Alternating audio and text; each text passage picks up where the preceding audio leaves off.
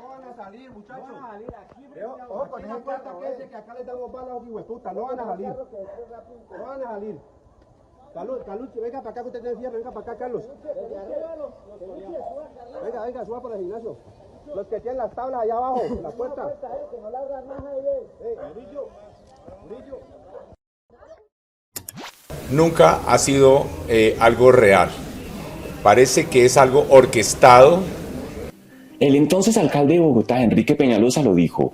Lo ocurrido en las noches del 21 y 22 de noviembre de 2019, cuando se nos estaban metiendo a los conjuntos, no era algo real. Incluso, en algunos casos donde nos han dicho que se han escuchado disparos, cuando hemos ido a investigar, ha resultado que es algún vecino que, en medio de la tensión y demás, ha hecho algunos disparos al aire. La rápida propagación de mensajes asustó tanto a la gente que tuvieron reacciones desmedidas, como las que dice el exalcalde Peñalosa. Pero, ¿cómo se logró esa viralización? Rutas del Conflicto, con el apoyo de UNESCO y su campaña Social Media for Peace y la Unión Europea, les cuentan esta serie de cortos cómo los discursos de odio y la desinformación salen de las redes sociales para afectar a personas en la vida real. Esto es, se metieron a los conjuntos. Capítulo 2.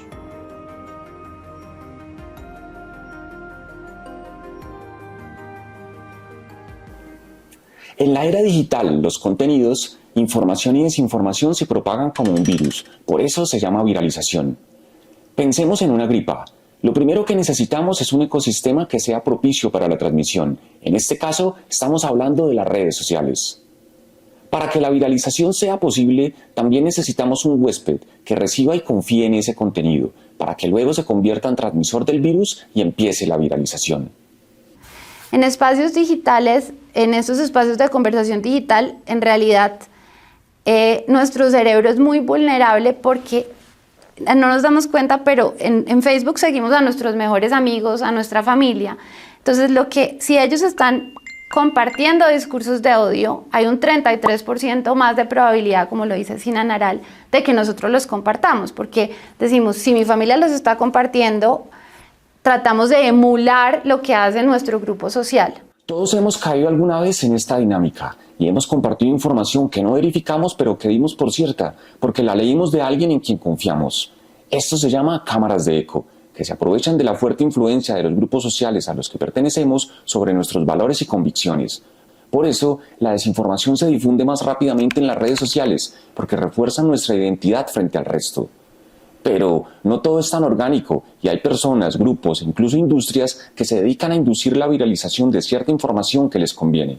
Digamos, Elliot Higgins dice que hay 4 intereses básicos, que son las 4 P's: propaganda, pasión, política y pago. Estas 4 motivaciones llevan a que las personas pueden ser intermediarios que básicamente no están participando en la conversación o cuentas que están activamente participando, quieran generar estas emociones. Entonces, concretamente en el caso de la política ya lo vimos, pago lo vemos en los asesores políticos que les interesa generar esa dicotomía entre los otros y nosotros, y que pues están financiando sus campañas y están obteniendo beneficios por esta división entre grupos.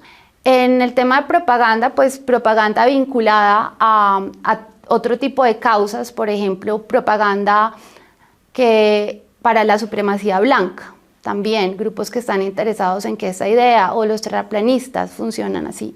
Entonces, existen intereses en que estos contenidos o estas ads o este clickbait que se genera por estos discursos de odio, porque llama a muchas personas a conectarse rápidamente a participar, pues está beneficiando a ciertos contenidos pagos, a ciertas páginas web que están movilizando estos contenidos. Entonces, la viralización de determinada información se ha convertido en un negocio con claros intereses, especialmente políticos o económicos. El Centro Latinoamericano de Investigación Periodística investigó esta industria y con su serie de reportajes llamada Mercenarios Digitales puso en evidencia cómo se han creado empresas para mover contenidos que recurren a la desinformación y a difusión de discursos de odio para favorecer a grupos políticos en varios países de Latinoamérica. Identifiquemos quiénes están detrás de las estrategias de manipulación política y cómo arrastran a los ciudadanos a donde ellos quieren. Les trabajan dos sentimientos que abundan en estos tiempos, el miedo y el odio, a punta de supuestos medios de comunicación recién inventados. Hashtags mentirosos, subcontratos clandestinos a terceros y trolls que se comen la conversación pública haciendo creer que son mayoría. Un poco la investigación parte de una premisa y es que la desinformación es una industria. Entonces, como en toda industria, hay sectores grandes que se dedican como a hacerlo en gran escala y a repetir pues tácticas a través de diferentes países, ¿no? Entonces, un poco uno de los principales hallazgos de la investigación en ese sentido pues es encontrar que hay varias empresas y varios consultores políticos que trabajan de forma transnacional en diferentes países, que repiten técnicas y tácticas y pues que alrededor de ellos se articula todo un ecosistema de actores que se dedican a crear y difundir desinformación en redes sociales con fines políticos.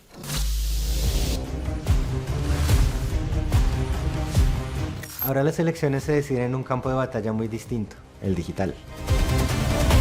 Esto en sí mismo no es un problema, los tiempos cambian, pero cuando detrás de las pantallas y los chats operan máquinas de desinformación, la política es a otro precio.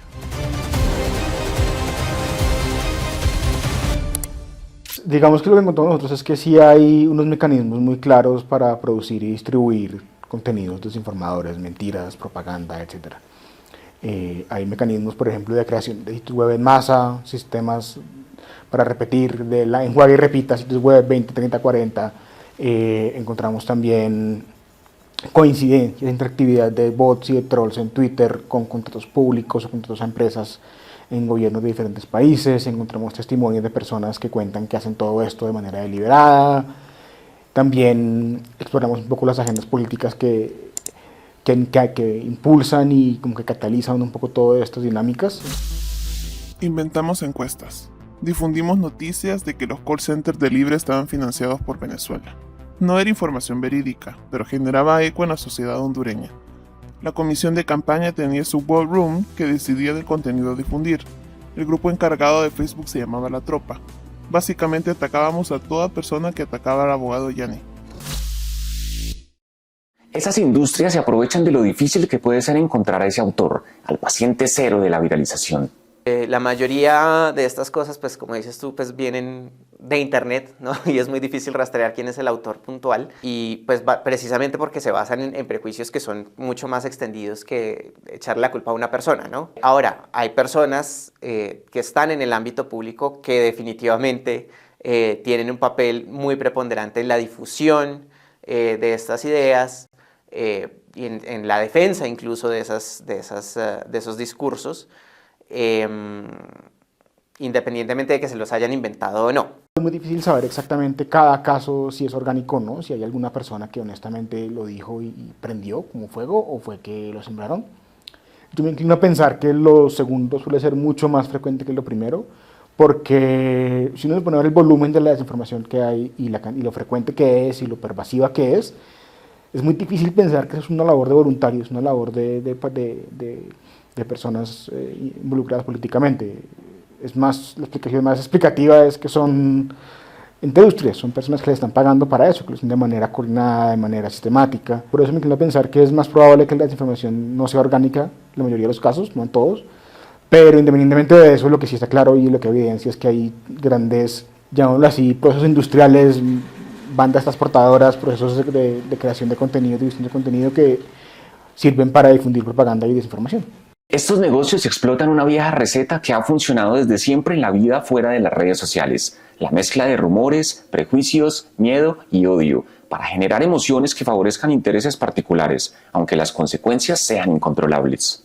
Contamos como una serie de desapariciones de mujeres que hubo en Suba Rincón en los 2000 más o menos, y que preciso se pierde como una niña y acusan a un habitante de calle pues que tenía la niña. Entonces, cómo se riega la información pues rapidísimo y pues una información falsa, y linchan a esta persona y al final pues se dan cuenta que los quejidos o los llantos que oían eran los de unos gatos debajo de un puente.